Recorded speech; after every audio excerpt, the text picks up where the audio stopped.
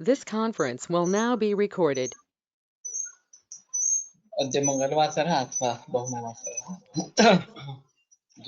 चैत्र शुद्ध अष्टमी दिनांक 20 अप्रैल 2021 case paper number पृष्ठ क्रमांक 2 जल विचार शंखं चक्रं जलधां ददतमृतकटं चारुदौर्भिश्चतुर्भिः सूक्ष्मस्वच्छातिरुद्यां शुकपरिविलसन् मौलिनं भोजनेत्रं कालाम्भोधोज्ज्वलाङ्गं कटितटविलसच्चारुपीताम्बराढ्यं वन्दे धन्वन्तरिं तं निखिलगदवनप्रौढदावाग्निलीलम् प्रौढदावाहिनीलं ब्रह्मणो हि समारब्धाम् आत्रेयाद्येषु पूजिताम् अस्मदाचार्यपर्यन्तां वन्दे गुरुपरम्पराम् आयुर्वेदरतं वन्दे माधवाख्यं महागुरुम् आयुर्वेदामृतं सर्वं शिष्येभ्यो यः प्रदत्तवान्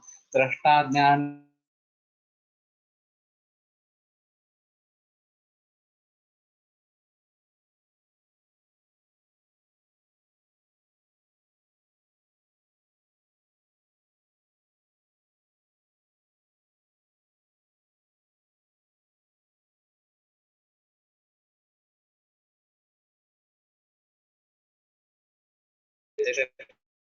आयुर्वेदामृतं सर्वं गृहीत्वा हि सुरेश्वरात् अग्निवेशादिकेभ्यो यत् प्रेच्छत् मुनिसत्तमः प्रथमं तन्त्रकर्तारम् अग्निवेशं नमाम्यहम्। ॐ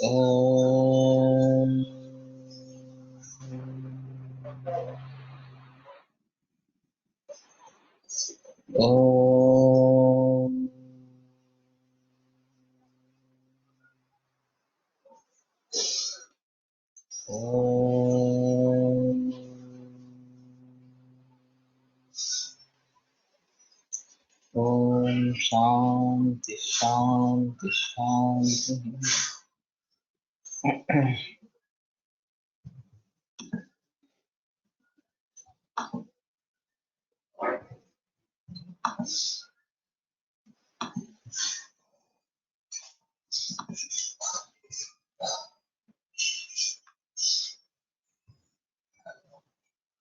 तो अभी भी हम जल के बारे में ही बात कर रहे हैं वास्तव में।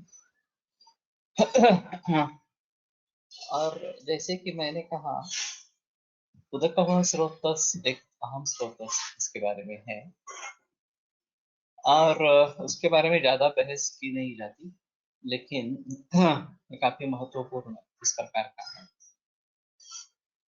और इसमें इसकी व्याप्ति कहाँ से कहाँ तक है ये देखना बहुत जरूरी इस प्रकार का रहेगा।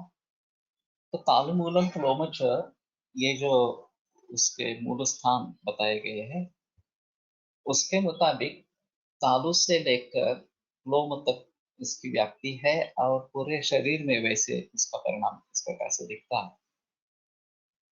और द्रव जल का कुछ अंश अन्न के साथ मिलकर हाँ महास्रोत में प्रवेश करता है और वहां भी वो जल महाभूत का पचन करते हुए आहार रस सार रूप में या किट्ट रूप में द्रव किट्ट मूत्र इसको निर्माण करता रहता है। और जैसे कि मैंने कहा कि सूक्ष्मत्वानोपलभ्यन्ते मुखान्यासाम सहस्रशः, सूक्ष्म होने के कारण इनके मुख दिखाई नहीं देते इस प्रकार से, जो सहस्त्रशः इस प्रकार के हैं। तो वास्तव में पानी से मूत्र बनना ये एक अहम मुद्दा इस प्रकार से रहेगा पक्वाशय से ही आरंभ करके। सिर्फ जो धातुओं में अंश चला गया है उदक का आहार रस के जरिए वो परिणत होता हुआ रक्त में होकर फिर आधुनिक दृष्टि से किडनी में इस प्रकार से आता है और उसका फिल्ट्रेशन होकर मूत्र की निर्मित होती है जो यूरिनरी एपरेटस रूप में देख में कहा जाता है इस प्रकार से। तो ये एक अलग मुद्दा इस प्रकार का होगा। यहाँ के बात की जा रही है वो रक्त की बात इस प्रकार की जा रही है और उसका फिल्ट्रेशन होकर वो बनता है। मैंने एक अहम मुद्दा उठाया था डॉक्टर्स से बोलते समय कि जो एलोपैथी यूरिनरी अपैरेटस के बारे में इतना सोचती है, किडनी के स्ट्रक्चर के बारे में इतना सोचती है, और किस प्रकार से फिल्ट्रेशन होता है, ग्लोमेरुलर फिल्ट्रेशन रेट वगैरह वगैरह के बारे में बात करती है, इस प्रकार से वो खून के बारे में क्यों नहीं बात करती? जो खून किडनी में आ रहा है वो कैसा है? तो इसमें एक अहम मुद्दा ये है कि विधिना शुणितम जातम शुद्धम भवति देहिनाम देशकालोपसात्यानाम विधिज्ञस्सं प्रकाश। विधि से अगर रक्त बने तो शुद्ध होता है। देश काल और औपसात में विधि ये बताया गया है वहां पे कारण उसके लिए। तो इन सभी से जब शुद्ध रक्त इस प्रकार का बनेगा तो प्राण उसका अनुगमन करता है। तद विशुद्ध में रुधिरम बलवर्ण सुखायुषा विनक्ति प्राणिनम प्राणा शोमितिम जन्मति। तो जो खून किडनी में आ रहा है वो किस तरीके का है, शुद्ध रक्त है या अशुद्ध रक्त है? और अगर आपका रॉ मटेरियल ही अच्छा नहीं है तो उससे बना apparatus आपका कितना भी अच्छा हो, मशीनरी बहुत अच्छी हो, फिर भी उससे बना जो फाइनल प्रोडक्ट है वो अच्छा नहीं बनेगा। अगर दूध से कोई पदार्थ बना रहे हैं और दूध ही अच्छा नहीं है तो उससे चाहे पनीर बने या चीज बने और कुछ बने वो अच्छा नहीं बनेगा, तो साफ बात है। तो विशुद्ध रक्त होना ये जरूरी है, और विशुद्ध रक्त होने के लिए देश काल उपसात में विधि बताया गया है। तो उसके बारे में कोई सोचता ही नहीं है, ये सबसे अहम मुद्दा है। तो हमें जब मॉडर्न मेडिसिन जिसको किडनी फेलियर कहती है, हाँ, उसमें दिनचर्या से आरंभ करना पड़ता है कि दिनचर्या कैसी है, कितने बजे उठता है, कितने बजे सोता है, क्या खाता है पीता है वगैरह। और फिर वहां अगर सुधार करेंगे तो जो खून बनेगा वो अच्छा बनेगा, और अच्छा खून बनने के बाद वो फिल्ट्रेशन में आएगा तो मुसीबत ज्यादा इस प्रकार की नहीं रहेगी। और मूत्र की उत्पत्ति भली भांति इस प्रकार की। तो एक यहाँ पे अहम मुद्दा है कि जो खून वहां पे आ रहा है वो कैसा इस प्रकार का आ रहा है। अगर मान लेते हैं कि ये अशुद्धियां खून से आगे निकल जाती है, रक्त से आगे मांस में मेद में इस प्रकार की निकल जाती है, और बहुबद्ध मांसाड़ मेद होने के कारण प्रमेह होता है, हाँ, तो वहां फिर से उसको एक बार बाहर निकालने के लिए, जो अशुद्धियां हैं उसको बाहर निकालने के लिए ये फिर से मूत्राशय में, ब्लैडर में आ सकता है। तो हमारी यहाँ संप्राप्ति लिखी गई है कि इस प्रकार का क्लेद जो शरीर में बढ़ गया है, हाँ, उसको बाहर निकालने हेतु प्रमेह की उत्पत्ति इस प्रकार की होती है। और प्रभुता विल मूत्रता ये प्रमेह का प्रमुख प्रमुख लक्षण है। अब मेदोह स्रोतस का मूल स्थान वृक्क है, और उसके बारे में जिक्र नहीं किया, लेकिन वो सीधा ब्लैडर में चला जाता है, इसके बारे में तो जिक्र है। तो ये अशुद्धियां जो है वो यूरिनरी ब्लैडर, मूत्राशय में पहुंच जाती है, और उसके जरिए उनको बाहर निकाला जाता है। तो ये भी एक बहुत अहम मुद्दा इस प्रकार का है कि मेद धातु तक अगर अशुद्धियां इस प्रकार से आगे आगे चलती जाएंगी, जो द्रव प्रधान इस प्रकार की है, बहुद्रवा श्लेष मात्र दोष विशेष इस प्रकार से प्रमेय के बारे में बताया गया है। तो सभी लोगों को पानी कम ही पीना है, मधुमेही या प्रमेही व्यक्ति तो उससे भी कम पीना है, क्योंकि एक लेद शरीर में बढ़ेगा तो उसको निकालने के लिए ये प्रमेह और बढ़ जाएगा, प्रभुता विलंब करता ये हो जाएगा इस प्रकार से। और इसलिए एक फिर से बैरियर है मेदो धातु के यहाँ, उससे भी अगर ये आगे निकल जाती है अशुद्धियां क्लेद वाली, तो वसा में है, मज्जा में है, ओजो में है, ये भी बताए गए हैं। और ये उत्तर उत्तर असाध्य इसी प्रकार के हैं, और वातज में के प्रकार इस प्रकार के बताए गए यहाँ। उनको ठीक करने का दूसरा कोई रास्ता इस प्रकार का नहीं है। शरीर बाहर फेंक देती है, लेकिन फिर भी ये महत्वपूर्ण है और उनको इस प्रकार से बाहर फेंकना शरीर के लिए अच्छा नहीं है। तो इन सभी बातों को ध्यान में रखते हुए हमें ये सोचना है कि मूल रूप से इसमें सुधार किस प्रकार से। तो सबसे अहम मुद्दा हमारी लाइफ स्टाइल है कि कितने बजे उठते हैं, कितने बजे सोते हैं, दिन में क्या क्या करते हैं, वगैरह वगैरह। और कहीं क्लेद को इस प्रकार से बढ़ावा देने वाली चीज नहीं कर रहे हैं। अगर है तो शुरू में ही पक्वाशय में ही जो शोष्यमान हो जाता है वन्नी से, वन्नी के द्वारा, तो द्रवकीट जो है वो मूत्र बनकर ब्लैडर से निकाला जाता है। तो अग्नि वहां पे काम करता है, पक्वाशय में ही ये स्थिति होती है। और फिर उससे आगे निकल जाए तो इसके बारे में अलग से सोचना पड़ेगा। अभी मूत्राशय भी एक कोष्ठ है और उसके जरिए शरीर में दोष फैल सकते हैं, और मूत्राशय की शुद्धि करने से वो निकल आते हैं।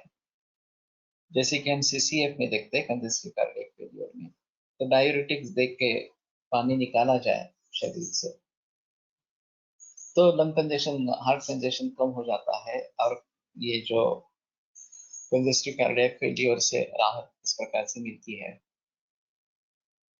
तो दातार गुरु जी ने इसी तरीके के मुद्दे को उठाया और अम्बुवानां स्रोतसां प्रतिष्ठा इति स्थानमित्यर्थः। उदतिर्यथा अपगानां पूरणीयस्थानं तथा बस्ति अति अम्बुवो स्रोतसां विश्रामस्थानं त्रिमरिमे सिद्धि प्रत्यपरमणि का बस्ती। तो जैसे मैंने कहा था कि समुद्र जैसे उदतिर्यथा अपगानां पूरणीयस्थानं, ये एक साइकिल है वास्तव में। और हाँ, जो भी इस प्रकार के संचित अपधातु शरीर में कहीं पे भी हो गए, कहीं मैंने जिक्र किया था कि जल महाभूत का आकार चंद्रमा जैसा इस प्रकार का है, अर्धचंद्राकृति इस प्रकार का बताया गया है। तो मैंने वहां लिखा है, मुझे मालूम नहीं, याद नहीं है, लेकिन रेफ्रिजरेटर अगर ठंडक पैदा करना चाहते हैं तो जैसे मटका होता है हमारा, वो गोल होता है, तो ये मटका गोल ही क्यों बनाते हैं, स्क्वायर क्यों नहीं बनाते हैं? तो गोलाई होगी तो वो जल महाभूत का आकार इस प्रकार का हो जाएगा। इसलिए मैंने भी सोचा था कि फ्रीज इस प्रकार से अगर बनाएंगे तो एफिशिएंसी ज्यादा बनेगी। मटके जैसा फ्रीज अगर बनाएंगे उस शेप का, तो शायद उसकी एफिशिएंसी और इस प्रकार की बढ़ जाएगी। लेकिन इसमें ऐसा है कि सच्छिद्र होता है, उसमें से पानी बाहर निकल आता है और इससे पानी ठंडा होता है। ये मटके का पानी ठंडा करने का तरीका है। तो शरीर में जो भी इस प्रकार के जल महाभूत प्रधान, उदक प्रधान इस प्रकार के भाव है, उनका पचन होने पर जैसे सारी नदियां समुद्र को मिलती है, उसी प्रकार से ये जो उदधि जैसा ये जो ब्लैडर है, मूत्राशय है, वहां पे आकर वहां से बाहर निकालेगा। तो इस बात को ध्यान में रखते हुए, और ये जो स्थानान्यामाग्नि पक्वानां मूत्रस्य रुधिरस्य च रुधिरबिन्दुः कोष्ठे इत्यभिधीयते, तो इसमें मूत्र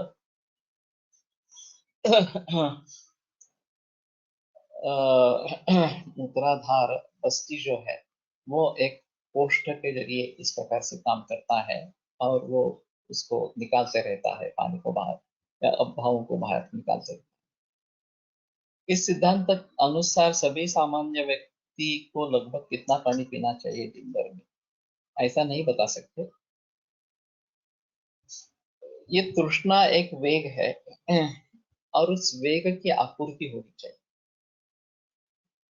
तो जब प्यास लगे तो घूंट घूंट पानी पिए, जितनी प्यास लगे उतना ही पिए। जहाँ प्यास न हो तो पानी नहीं पिए, ये सबसे अहम मुद्दा है। अभी गर्मी के मौसम में या शरद ऋतु में प्यास ज्यादा लगती है, पसीना आता है, तो पानी की रिक्वायरमेंट बढ़ती है, तो उसमें ज्यादा पानी पीते। ऋते शरद निदाघाभ्याम पिबेत स्वस्तो पिता कषाया, शरद और निदाघ के लिए अपवाद रूप में कहा गया है कि शरद और ग्रीष्म ऋतु छोड़कर पानी कम ही पिए। तो यहाँ पे पानी ज्यादा पीने के लिए अनुमति दी है, लेकिन वो भी ज्यादा यानी कि कितना, जितनी शरीर की आवश्यकता हो उतना ही पानी पीना है, उससे ज्यादा पानी नहीं। अगर आपको ठंडक चाहिए तो मटके का ठंडा पानी पिए। अगर आपको ठंडक चाहिए तो उशीर या सुगंधी पुष्प पानी में रखकर वो पानी पिए, तो उससे अच्छी ठंडक इस प्रकार की मिल जाए। रेफ्रिजरेटर ये बहुत ही ज्यादा ठंडक है और वह कृत्रिम इस प्रकार का उपकरण है। तो पानी एक अहम मुद्दा है, और इस प्रकार से अगर ज्यादा पानी पिएंगे तो तकलीफ हो सकती है। मैंने एक तमक श्वास का मरीज देखा था। उम्र काफी थी, 67 68 इस प्रकार की थी। एक भुक्त था। सुबह एक बार खाना खाता था, बाकी खाना नहीं लेता था। तो मैंने पूछा क्यों नहीं लेते, शाम को अशक्ति थी। तो बोले नहीं हाँ, अगर मैं खाना खाऊं तो अजीर्ण हो जाता है और पचा नहीं पाता मैं, इसलिए मैंने खाना छोड़ दिया। तो मैंने पूछा पानी इतना क्यों पीते हैं, पानी बहुत पीता था। तो बोला नहीं, आदत पड़ गई है, बाकी कुछ नहीं। तो मैंने कहा ठीक है, जब प्यास लगे और जितनी प्यास लगे उतना ही पानी घूट घूट से पियो। वो करीबन 35 36 बरस इस प्रकार का एक भुक्त था, पुरुष था। दूसरे दिन शाम को ही उसको भूख लगने लगी। तेजस प्रतिपक्षत्वात् मंदाग्निर्वर्जयेत् ये अष्टांग संग्रह में सूत्र आया कि पानी अग्नि महाभूत के खिलाफ होने के कारण मंदाग्नि जो है वो पानी नहीं पीना है उसको इस प्रकार से। तो ऐसी स्थिति में मैंने कहा कि ठीक है, तो आप खाना शुरू करो, पहले तुम मुद्री ले लो और सूर्यास्त से पहले खाना आरंभ करो। तो इसने दो फायदे हो गए। एक, जो इस प्रकार से स्टमक श्वास की तकलीफ उसकी बढ़ती थी वो नहीं बढ़ी, शाम को खाना शुरू कर या आसक्ति कम हो गई उसकी, और स्टमक श्वास की तकलीफ भी नहीं रही।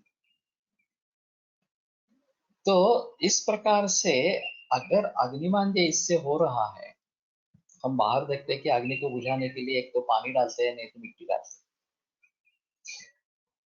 दातार गुरु जी ने भस्म क्रोध में इसीलिए गिरीश का प्रयोग किया कि मिट्टी डालना, अग्नि के ऊपर मिट्टी डालना, इस प्रकार का उनका कहना है।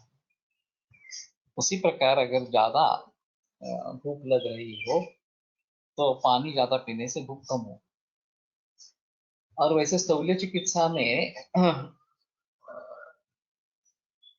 भोजन के पहले पानी पीने का निर्देश है इस प्रकार से। तो स्थूल कृषा भुक्त मध्यांत प्रथमामुपा।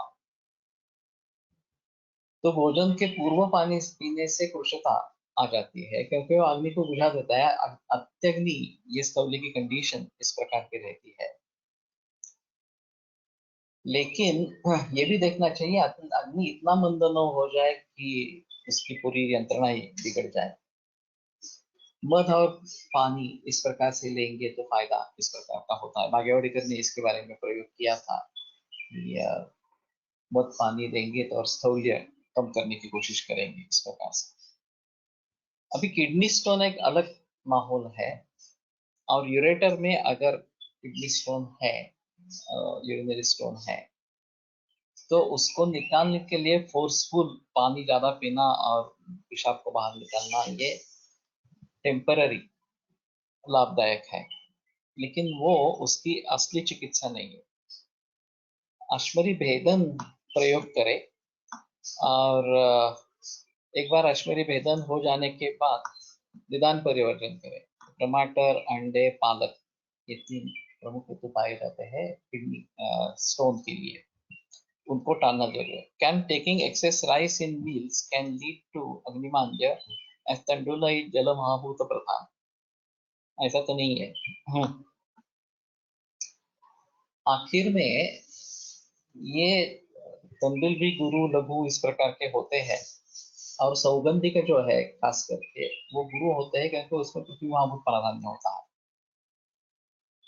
तो बासमती वगैरह अभी जो सौगंधी किस्म के राइस मिलते हैं वो ज्यादा गुरु है, लेकिन किस तरीके से पकाते हैं वगैरह प्रस्तुत अगर करते हैं तो ये अ, गुरु ही रहेगा, ऐसा नहीं है। उदकः स्रोत सामान्य चिकित्सा तृष्णाव्याधी प्रमाणित करावी, तृष्णाव्याधीचे चरित्र पूर्ण अध्याय वर्णित है, उदकः चिकित्सेच्या दृष्टीने परत एकदा पाहायला। येस, तो तृष्णा चिकित्सा उसमें देखने की कोशिश करें।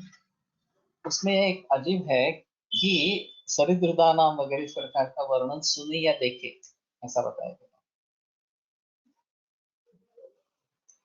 तो इस प्रकार के देखने से भी तृप्ति होती है, तृष्णा बुझती है, ऐसा है थोड़ा सा। उसका वर्णन सुनने से भी फायदा होता है। ये साइकोलॉजिकल इफेक्ट किस प्रकार का है, ये इसमें देखना पड़ेगा इस प्रकार से। अभी बस्ती पार्श्व श्री व्याघ्री गोक्षर सारिता, ये जो पेया ज्वर में बताई गई है, बस्ती पार्श्व इस प्रकार से। फटसर जी का ये कहना था, हाँ, कि मूत्राशय पार्श्व और शिर, पार्श्व में क्या लेंगे ये एक अजीब तरीका है थोड़ा सा, लेकिन फिर भी प्लूरल डिफिजन के बारे में सोच सकते हैं। हाँ, और शिरो जो है वो भी यहाँ पे अगर सोचते हैं तो इस प्रकार में जो शिरस्तो ये इस प्रकार के कहते हैं, हाँ, उसके तरीके से सोच सकते हैं। तो ये कंटकारी गोक्षुर संयोग जो है वो इस प्रकार से मूत्र से दोषों को बाहर निकालने वाला है। तो प्लूरल इफ्यूजन में खास करके इसका प्रयोग सर करते थे।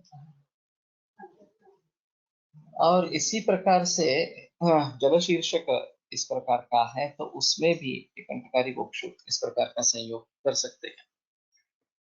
अब अहम मुद्दा ये है कि इस प्रकार का सेरिब्रोस्पाइनल फ्लूइड वहां पे कलेक्ट हो जाना, और मैंने एक मरीज देखा था उसमें नाक से cerebral spinal fluid continuously flow हो रहा था, बाहर आ रहा, और एलोपैथी में कहा गया कि ऑपरेशन करना पड़ेगा, लेकिन मालूम नहीं ऑपरेशन सक्सेसफुल होगा नहीं होगा। तो मैंने नस्य दिया घृत का और भीतर कुछ चिकित्सा दी थी, उससे वो शांत हो गया और फिर आगे दिक्कत नहीं आई इस प्रकार से। लेकिन ये बड़ी अजीब केस इस प्रकार की थी कि सेरिब्रोस्पाइनल फ्लूइड लीकेज नाक से और कंटिन्यूअस धारा बह रही है इस प्रकार से। तो अभी शंट की ऑपरेशन की जाती है इस प्रकार के सीएसएफ संचित हो, इस प्रकार का हो तो या उसको पेरिटोनियम में डालते हैं, लाते हैं इस प्रकार से। हाँ, वो एक अहम मुद्दा था, पेरिटोनियल डायलिसिस के बारे में क्या किया जाता है, और वो शायद ऑस्मोसिस के ऊपर निर्भर है इस प्रकार से। तो उसके बारे में थोड़ा सोचेंगे, हाँ, कि ये प्रक्रिया कैसी होती है, तो शायद पक्वाशय से मूत्रोत्पत्ति हो रही है इसके लिए पुष्टि हमें मिल जाए। अलग अलग अवयव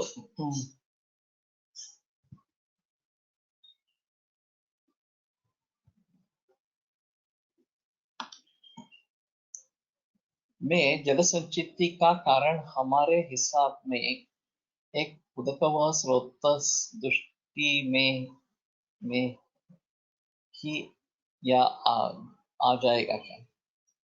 वो उदकवह स्रोतस की दृष्टि में आ जाएगा, उसमें संदेह नहीं है। उसके साथ में और कुछ होगा ये भी बता सकते हो सकता है, लेकिन उसके बारे में पता नहीं है इस प्रकार से। लेकिन उदकवह स्रोतस की दृष्टि है इसमें तो संदेह है इस प्रकार का नहीं है। प्रेग्नन्सी मध्ये झुळझुळ वाहत्या पाण्याचा आवाज ऐकू वाटायचे, याचा काही संबंध असावा का? ये शायद पहले कुछ अनुभूत इस प्रकार का है, तो उसके बारे में दिलचस्पी इस प्रकार की रहती है।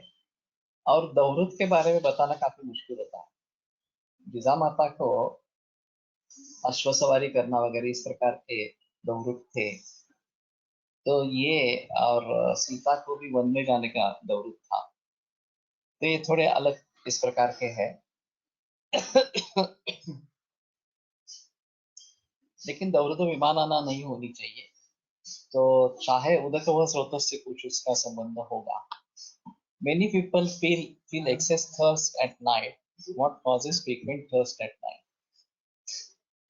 नींद नहीं आती है तो पेशाब जाना पड़ता है, और पेशाब जाना पड़ता है तो प्यास लगती है। ये एक अहम मुद्दा इसमें है। और वैसे एक अजीब संबंध है, हरिद्रा को सभी जो पर्याय है वो रात्रि के पर्याय है, दिशा रजनी वगैरह इस प्रकार से। और ये देखा गया है कि उसमें जो कार्यकारी तत्व है हरिद्रा में, वो रात में प्रबल होता है। रात में अगर हरिद्रा संग्रहित की जाती है तो उसमें वो प्रिंसिपल जो है, उसका एक्टिव प्रिंसिपल जो है वो उसमें ज्यादा इस प्रकार के रहेगा।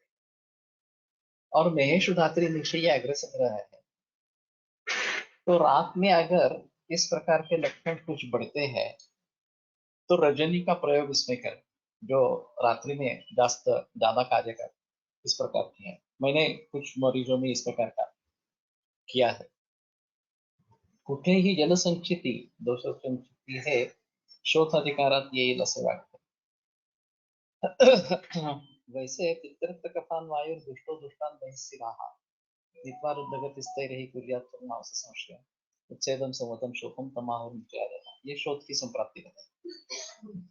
पित्त रक्त और कफ, इनको वायु दुष्ट जो है बहिस्सिराहा नीत्वा, सिराओं को बाहर लेके जाता है इस प्रकार से, और फिर उच्छेद समवत शोक इस प्रकार के हो जाते हैं।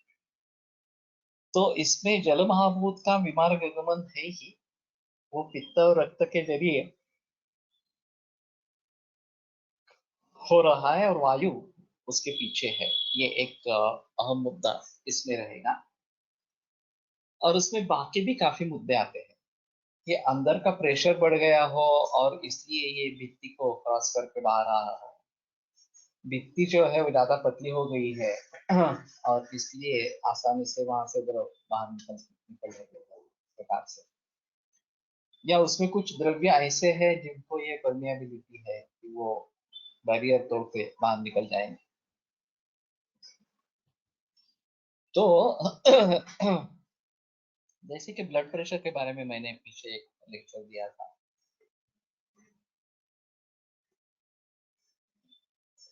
कि जो सिराओं में रक्त बह रहा है वो वो सिरा और एक फोर्स, इन तीनों का विचार ब्लड प्रेशर में आवश्यक इस प्रकार। तो जो रक्त बह रहा है उसमें अगर विस्कोसिटी बढ़ गई है तो भी वहन अच्छी तरीके से नहीं होगा, तो हार्ट को ज्यादा पंप करना पड़ेगा इस प्रकार से। अब ये विस्कोसिटी कैसे बढ़ेगी? आम के कारण बढ़ेगी, या फिर कफ दोष के कारण बढ़ेगी, या फिर मेदो धातु के जरिए बढ़ेगी इस प्रकार से। तो इन तीनों बातों को समझते हुए क्या करना है इसके बारे में सोचना पड़ेगा।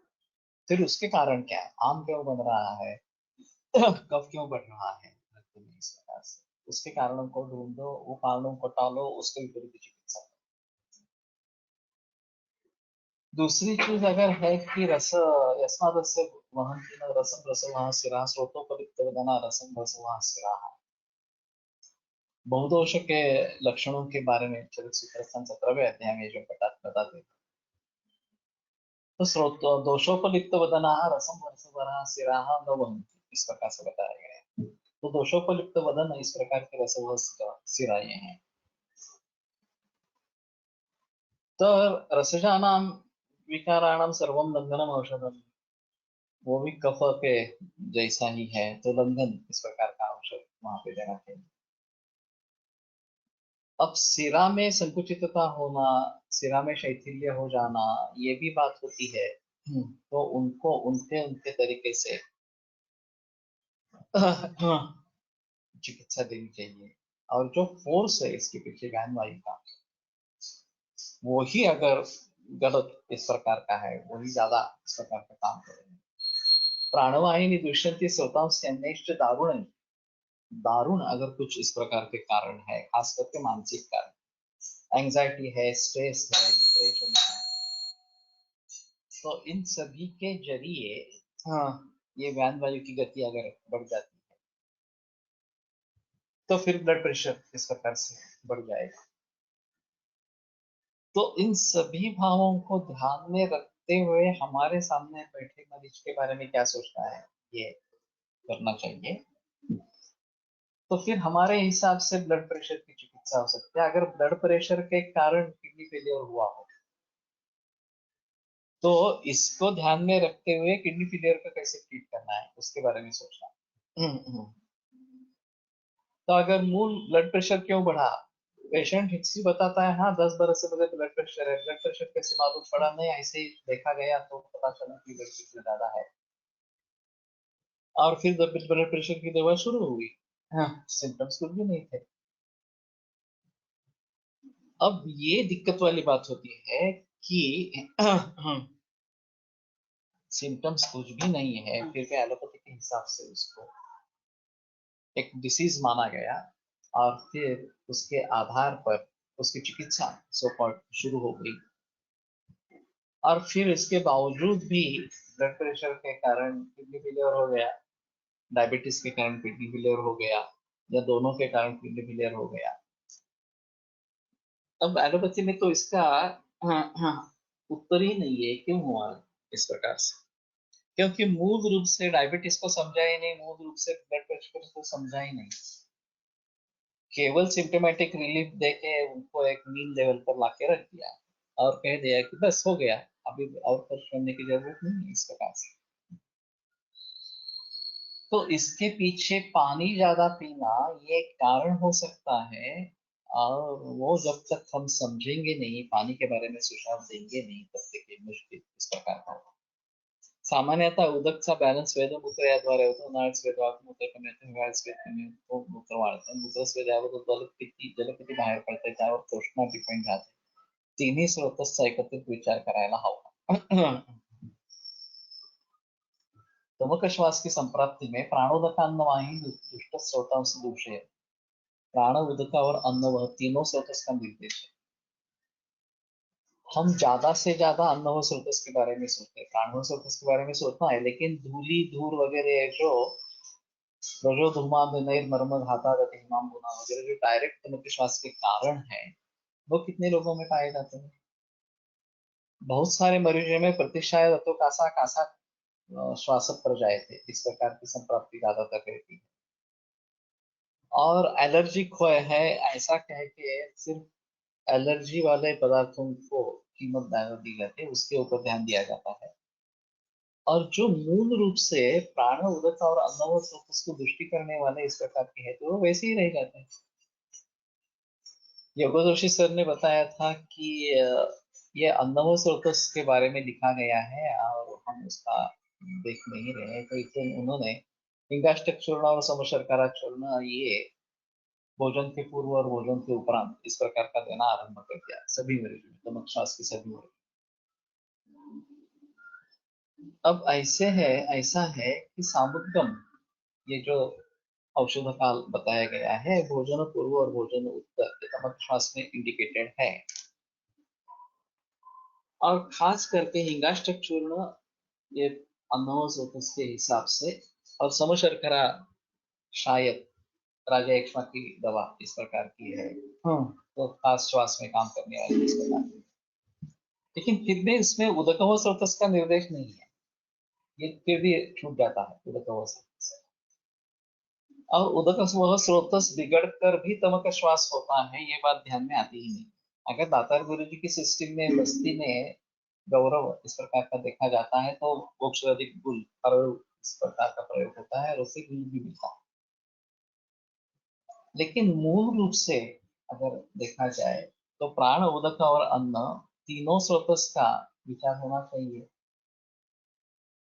और उदक व स्रोत के बारे में उतना सोचा नहीं था। हाँ, तो वैसे उदक एक महाभूत है, कोई मामूली इस प्रकार की चीज नहीं है। और गलत सहमी से उसका बहुत ज्यादा सेवन होता रहता है। अजीर्ण के बारे में हम सोचते हैं, लेकिन पानी के अजीर्ण के बारे में सोचते हैं।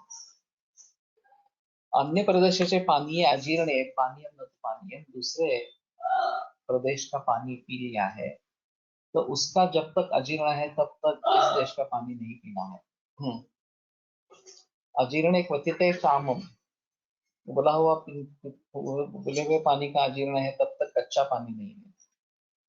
मैंने जैनों के हाँ, दीक्षा समारंभ वगैरह इसमें हिस्सा लिया है, तो वहाँ जो भोजन दिया जाता है उसमें पक्का पानी कच्चा पानी का, पक्का पानी कच्चा पानी, ये दोनों आते रहते हैं। उबला हुआ पानी लेके आते हैं कुछ लोग और कच्चा पानी लेके आते हैं, तो आपको जो लेना है वो ले सकते हैं इस प्रकार से। तो without prameha and hypertension, also patients suffer from by the CKD. What is the cause? Can excessive exercise also lead acute renal failure? Exercise के बारे में बताना अलग इस प्रकार का रहेगा। लेकिन मैंने जो मरीज देखे हैं वो अजीर्ण से उत्पन्न किडनी फेलियर है मैंने देखे हैं, और उम्र बहुत कम, इस 20-21 इस प्रकार की उम्र में एक्यूट रीनल फेलियर इस प्रकार का हो गया, और उसका कारण केवल अजीर्ण यही था। वैसे एक बात कल मैंने छेड़ी थी, अजीर्ण चक्रपादामम तथा शोकोक्षगंधयो, जो कफ से अजीर्ण होता है वो आमाजीर्ण इस प्रकार का कहा जाता है, और तत्र शोफोक्षगंधयो अक्षिपूट शोथ इसमें दिखाई जाता है। अब अक्षिपूट शोथ या मॉडर्न मेडिसिन में किडनी से जुड़ा मानते हैं, और हमारे हिसाब में अजीर्ण का लक्षण हो सकता है। और उसमें रुल्लास छर्दी इस प्रकार के अगर लक्षण हो, क्योंकि यूरेमिया के कारण रुल्लास और छर्दी भी हो सकते हैं, तो पलटकर सर ने ऐसे एक मरीज को जो किडनी फेलियर का मरीज था, जिनका उनका निदान इस प्रकार से अमाजीर्ण ऐसा था, उसको ओमन दिया, मैंने भी दिया एक इस प्रकार के मरीज। लेकिन इसमें सावधानी बरतनी चाहिए, क्योंकि अगर क्रिएटिनिन यूरिया ज्यादा है, 7-8 क्रिएटिनिन है, यूरिया 100-150 इस प्रकार का है, रुल्लास है, तो तांदीपस्थित दोषाणां स्नेह स्वेदोपपादने पंचकर्माणि कुर्वीत मात्रा कालो विचार। उपस्थित दोषत्व ये कारण है वो पंचकर्म करवाने के लिए। तो दोष अगर आमाशय में आ रहे हैं, उल्लास दिखा रहे हैं, तो वमन दे सकते हैं, लेकिन हार्ट अटैक की भी संभावना रहती है। तो हम लोग एमडीएस कब से प्रयोग कर सकते हैं? एमडीएस नहीं समझा मैं।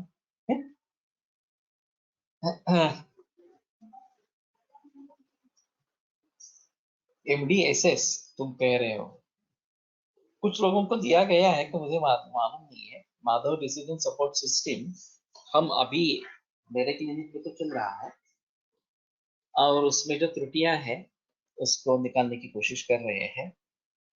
बाहर किसी लोगों को दिया गया है, मालूम नहीं है, मुझे याद नहीं आ रही, लेकिन एक बार सुश्रुत से संपर्क करें। तो मैं बात कर रहा था कि इस प्रकार का आमाजीर्ण है और हमारा निदान अमाजीर्ण है, तो वमन दे सकते हैं। वमन देने के बाद मैंने भी देखा है कि क्रिएटिनिन कम हो गई। केवल आमाशय की शुद्धि हुई ऐसा नहीं, लेकिन क्रिएटिनिन भी कम हो गई। लेकिन दूसरी भी बात है कि इसमें पिंडिकोद्वेष्टनीय लक्षण पाएगा। अगर हम किडनी फेलियर का लक्षण देखें, लक्षण समुच्चय देखें, तो हाथ पांव में सूजन, मुख पे सूजन, पूरे शरीर में सूजन, ये एक अहम लक्षण है। पांडुता ये एक अहम लक्षण है, और आयासेन श्वास ये भी दिखाई देता है, और पिंडिकोद्वेष्टन ये लक्षण दिखाई देता है। तो हमारे लिए शोथ निदान करे या पांडु निदान करे, इसमें मैं उलझन में था। तो मैंने सोचा कि बेटर लक्षण कोश देखें। तो लक्षण कोश में ऐसा हुआ कि पिंडिकोद्वेष्टन ये पांडुरोग में दिया गया है, लेकिन शोथ में नहीं है। और पिंडिकोद्वेष्टन एक अहम लक्षण है, क्योंकि वो किडनी फेलियर पेशेंट को शुरू से देखा जाता है और डायलिसिस शुरू होने पर भी रहता है। और ये मांस धातु से जुड़ा। तो मांस और पांडु का क्या संबंध है, इसके बारे में मैं सोच रहा था। तो पांडु की संप्राप्ति में उसका कारण है श्लेष्मत्व कृत मांसानी प्रदुषांतरमाश्रितम। तो मांस से एक दूष्य वहां पे दिखा गया है। तो मैंने कहा कि ठीक है, अगर मांस दूष्य है तो चिकित्सा में इसके बारे में कुछ मिलना चाहिए। तो कौटेजादि शिलाजित मुझे इस प्रकार का द्रव्य मिला, औषध मिला कि 5 द्रव्य मांस पाचक गण से है, एक ही द्रव्य सिर्फ अलग इस प्रकार का है। तो मैंने सोचा कि ठीक है, कौटेजादि शिलाजित ये इसमें अच्छा रहेगा, लेकिन वो मिलता नहीं था। तो हमने बनवाया और आरंभ किया। जैसे आरंभ किया तो पिंडिकोट वेस्टर्न लक्षण भी शांत हो जाता है और किडनी फेलियर में भी काफी फायदा इस प्रकार का होता है। क्रिएटिनिन कम होने लगते हैं। अभी महाराष्ट्र में तो आसानी से मिलता है। बेंगलोर में मेरी सीकेडी की ओपीडी सीकेडी और कैंसर, तो वहां फिर यहाँ से पूना से ही मंगवाते हैं। पिंडिकोट वेस्टर्न इस लक्षण की संप्राप्ति पांडु में कैसे समझे।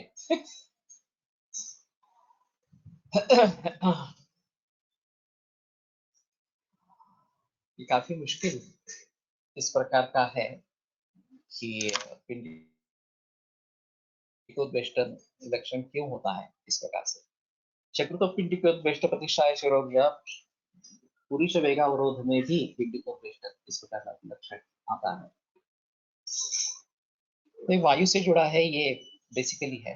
हाँ, लेकिन मांस धातु इसमें शामिल है और वो किस प्रकार से इसमें शामिल हो गया ये थोड़ा देखना चाहिए।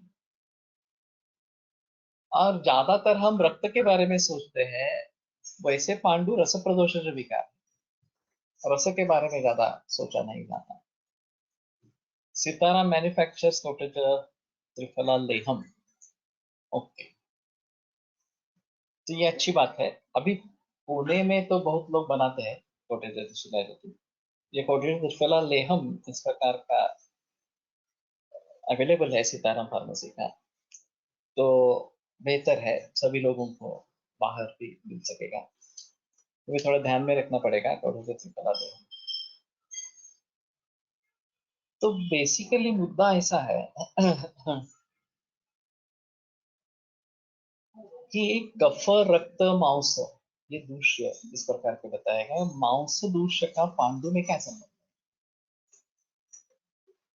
तो जो त्वचा का वर्ण इस प्रकार का बनता है वो पांडुत्व तेषु चातकम, पांडुत्व उसमें ज्यादा इस प्रकार का रहता है। और त्वचा मांस धातु का उपधातु इस प्रकार का है। तो रस से लेकर ओज तक पांडुरों की संप्राप्ति फैली हुई इस प्रकार की। तो जो लक्षण समुच्चय है उसके आधार पर पांडु यानी कि केवल हीमोग्लोबिन कम होना ऐसा नहीं है, वो एक बड़ा माहौल है और उस दृष्टि से उसको देखना चाहिए। दातार गुरु also mentioned Pindicoat Western as one of the 32 symptoms of मूत्रपिंड दृष्टि। ओके,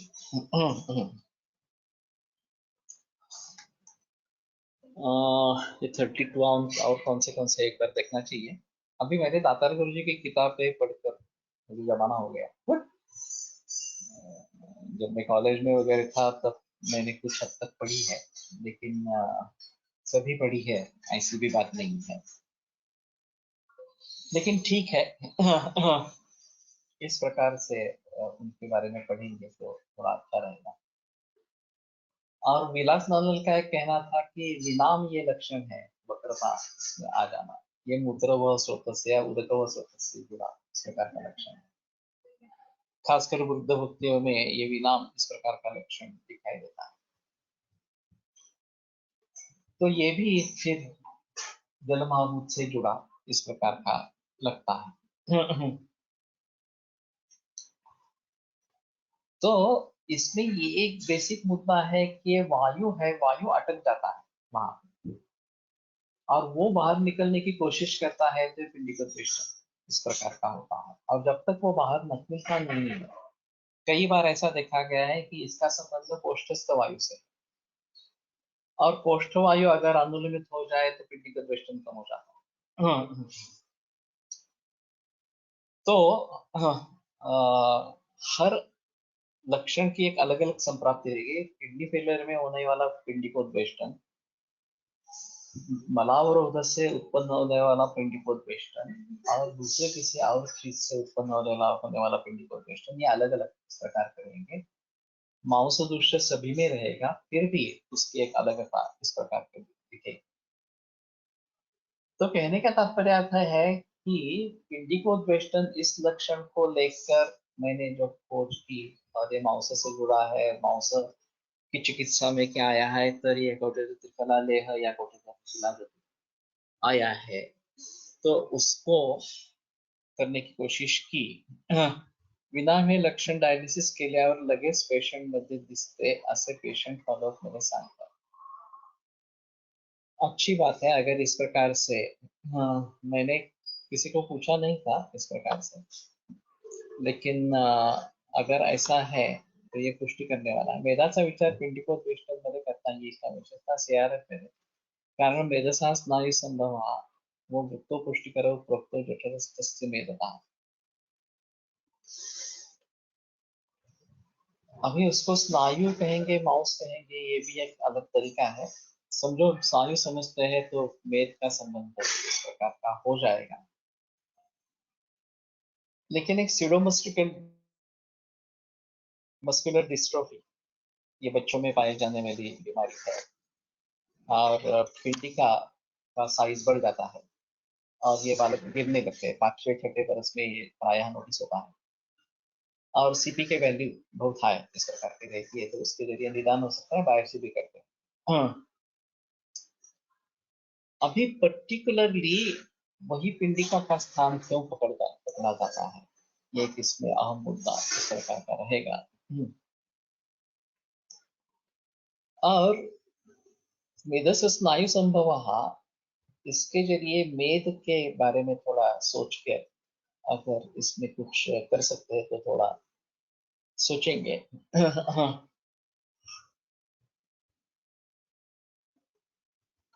और जठरस्थ मेद की वृद्धि करने वाला मेदो धातु या वृक्क है, ये एक अहम मुद्दा इसमें रहेगा। और स्थौली की संप्राप्ति में चरस के उदरक विवाह, ये जो बात बताती है, ठीक उदर और ग्रीवा ये चल इस प्रकार के हो जाते हैं, तो इन सभी के बारे में थोड़ा सोचना पड़ेगा। तो ये एक दूसरा तरीका रहा है, एक आमाजीर्ण और दूसरा पिंडिकोद्वेष्टन के साथ हम काम कर रहे थे। तो आयुर्वेदिक डायग्नोस्टिक सॉफ्टवेयर के ऊपर, और मेरे पास उस समय एक मरीज था, तो मैंने उसको किडनी फेलियर का था, तो मैंने उसको उसमें डाला, आई तो निदान में डाला, और सरप्राइजिंगली उसने जो पहला निदान दिया वो पिंडिकोद्वेष्टन नानात्मज विकार इस प्रकार का, तो मैंने थोड़ा चौंक गया। हाँ, तो अशीति वात विकारों में पिंडिकोद्वेष्टन है, कंफर्म कर लिया। अब इसको वात विकार अगर कहें, तो वात विकार की श्रेष्ठ चिकित्सा है बस। तो मैंने सोचा कि हम इसमें बस्ती का प्लान करें, और पहले अनुवासन और फिर दोषहर वस्तु देने के बाद जो मुस्तादी आपन बसते मासु शुक्र बल प्रदान इस प्रकार का बताएगा, तो मैंने मुस्तादी आपन का प्रयोग वहां पे किया, और इससे उसमें काफी रिलीफ आ गया। केवल लाक्षणिक रिलीफ नहीं, क्रिएटिनिन भी कम। तो जिस तरीके का हमारा निदान है, वातव्याधि है, अजीर्ण है, या पिंडिकोद्वेष्टन पांडु इस प्रकार का है, उसके आधार पर उसकी चिकित्सा बदलती रहेगी। तो हमारे दृष्टि से इन सभी को देखना ये एक अहम चीज, इसमें अहम मुद्दा है। स्नायू हे मांसाने लिप्त लेपन कर्म मांसाचे असतात. मांसदृष्टीने स्नायू कार्यात अडथळा येत असे. हाँ, अभी मैंने जो एक मुद्दा उठाया था कि सिरा और स्नायु इनका एक अहम रोल इसमें है, और जो क्रियाएं होती है ये स्नायु के आधार पर होती है, और ये उपधातु है। और मांस केवल लेपन करने वाला है और ये धातु है। तो मांस को धातु कहा गया और स्नायु को उपधातु कहा गया, उसको गौणत्व प्राप्त हुआ। ये क्यों? अगर जो भी क्रियाएं हैं वो स्नायु के जरिए अगर होती है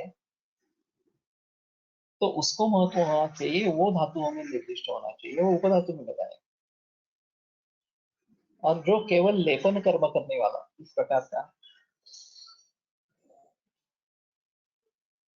उसको धातु का दर्जा दे दिया। तो ये क्यों इस प्रकार का? कौटिल्य शिलाजित कहाँ का रेफरेंस है? वाग्भट पांडुरंग वाट चिकित्सा, और वैसे चरक में भी होगा। हाँ, तो रसरक्त मांस में अस्थि मज्जा शुक्र ये धातु क्यों कहे गए और स्नायु को उपधातु क्यों कहा? ये मेरे मन में उठा मुद्दा है। अभी भी उसका अच्छा समाधान नहीं मिल रहा है कि इसको धातु कहा और उसको नहीं कहा। शायद कलाओं का जो विचार होता है तो उसमें मांसधारा कला पहले बताई और फिर तत्वधारा कला इस प्रकार।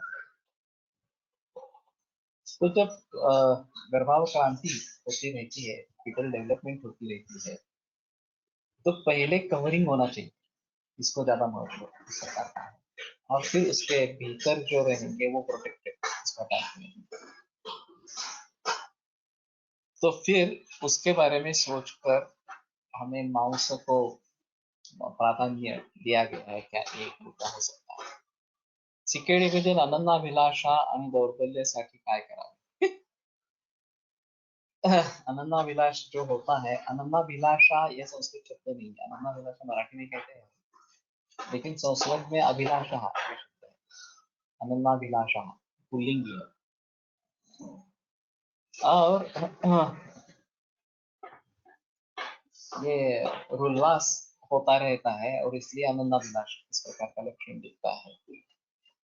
और फिर खाना नहीं जाएगा तो दर्द इस प्रकार का होगा। तो किसी भी तरीके से अगर हम अनन्नाभिलाष को दूर कर सकते हैं, हाँ, रोचन इसमें बढ़ा सकते हैं और उल्लास को कम कर सकते हैं। चाहे आप वमन दे दीजिए या फिर शमन औषध से उल्लास का शमन इस प्रकार का करें तो अनन्नाभिलाष चला जाएगा और फिर खाना जाने पर पुष्टि होगी। तो हम पानी रिस्ट्रिक्ट करते हैं और केवल दूध पे रखते हैं देसी गाय को, और इससे काफी इंप्रूवमेंट आ जाती है। जिस व्यक्ति को सूजन है, सांस फूल गई है, 2 ही दिन में पूरी सूजन निकल जाती है, सांस फूलना बंद हो जाता है। क्रिएटिन यूरिया नीचे आने में काफी समय लगता है, लेकिन क्लिनिकली पेशेंट आश्वस्त हो जाता है। मेरे पास एक बहुत ही खतरनाक केस थी, यूरिया 500 और क्रिएटिनिन 20 ऐसा था। मैंने दूसरे के केस सुनी थी, उसमें क्रिएटिनिन 27 था और पूरा बदन इस प्रकार का स्वेलिंग था, शोथ था, सांस फूल रही थी, बैठे बैठे भी सांस लग रही, और उसको डायलिसिस में नहीं जाना था। तो मैंने कहा आपकी लाइफ रिस्क है, आप नहीं जाना चाहते तो ठीक है, तो मैं दवाइयाँ दे दूं। जैसे ही पानी बंद करके सिर्फ दूध पे रखा तो 2 दिन में पूरी सूजन चली गई और इस श्वास प्रचुरता भी कम हो गई,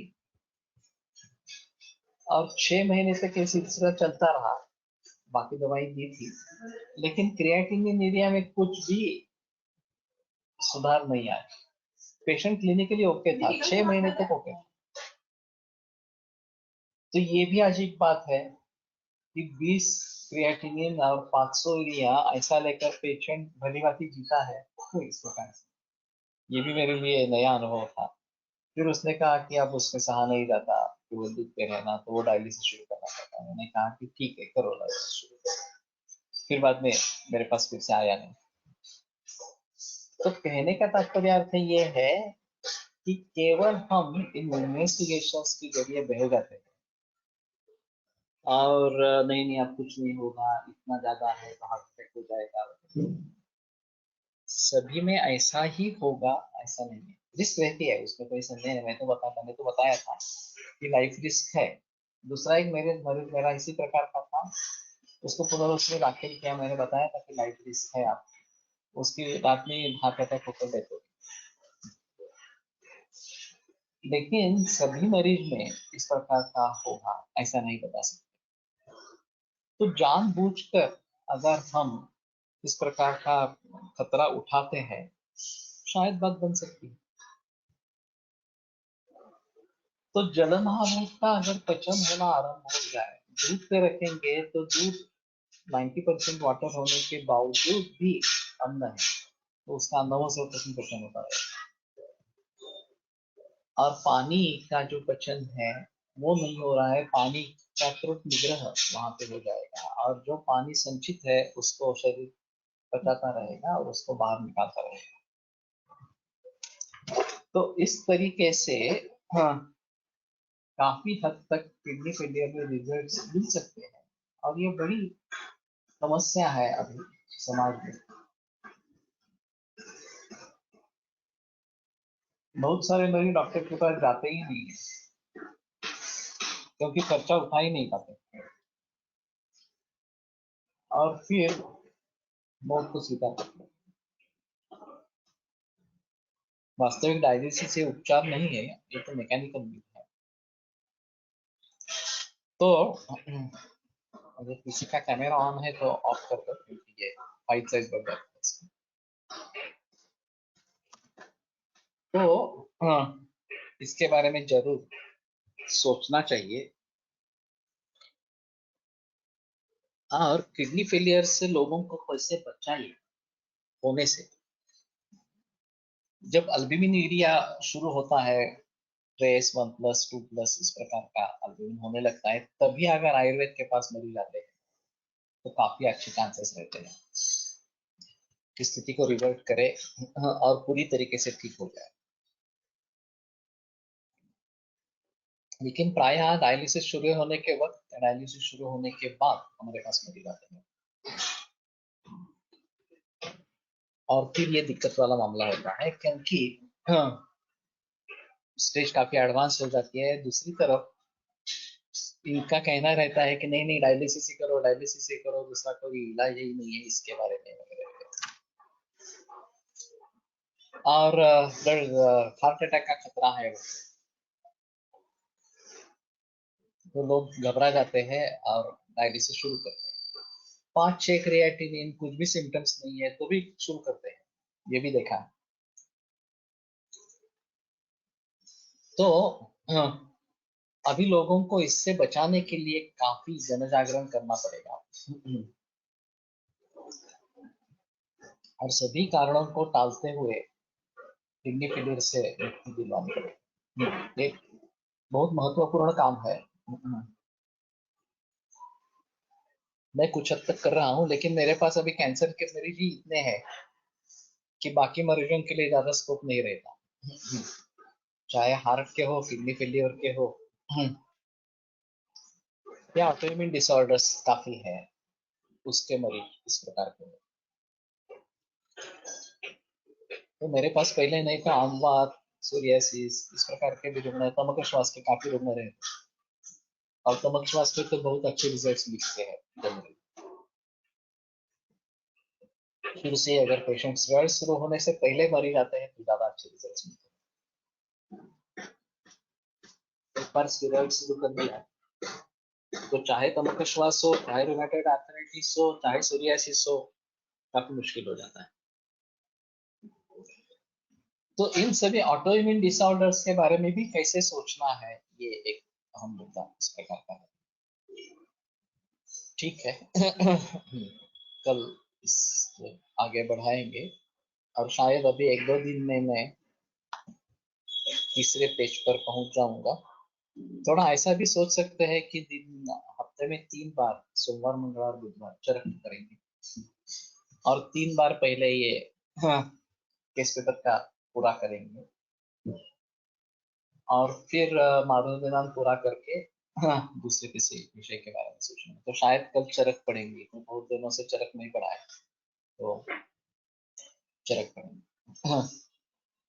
आयुर्वेद प्रकांडो निगदित इदहि शल्यतंत्र प्रधानः शिष्येभ्यः शाश्वतोऽयं निखिलजनकृपा व्याप्तचित्तेन येन आयुर्वेदस्य वाञ्छन् पुनरपि भुवने तां च सुष्ठुः प्रतिष्ठां श्रेष्ठं धन्वन्तरिं तं प्रणमति च सदा वैद्यवर्गो विनूनम् वैद्यवर्गो विनूनम्। पर मेरी विरोध से बात हुई थी और ये तो 31 मई तक फ्री किया है। अगले रविवार फिर से एक लेक्चर कोविड-19 सेकंड वेव सेकंड लेक्चर 8 बजे ले लेंगे और जो बहुत सारे सवाल आए थे जिनके बारे में मैं बता नहीं पाया उनके बारे में जिक्र करेंगे। तो एक बार फिर से सेकंड लेक्चर होगा कोविड-19 के।